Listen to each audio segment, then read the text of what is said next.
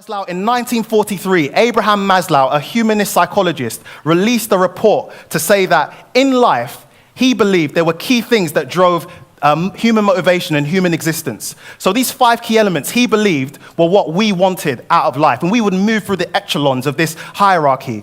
And when we got to the top, that was the best place to be. So Abraham Maslow said that, first of all, we live for physiological needs: food, water, warmth, and rest. Then we move up to safety needs, security and safety. Then we go to belonging and wanting love. Then we go to wanting esteem. And then we move to the top, which is self-actualization, or otherwise known as self-fulfillment. And we see that all over the world, leading companies are implementing this structure to attract the best staff.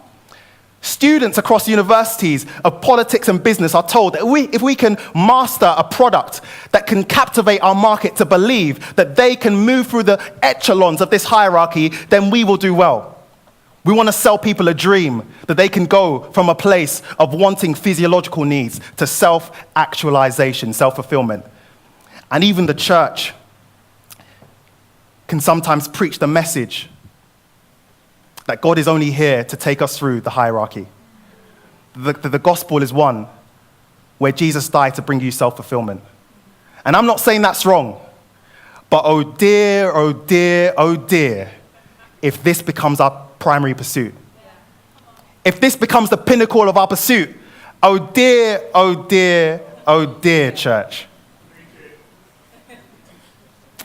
Oh dear, oh dear.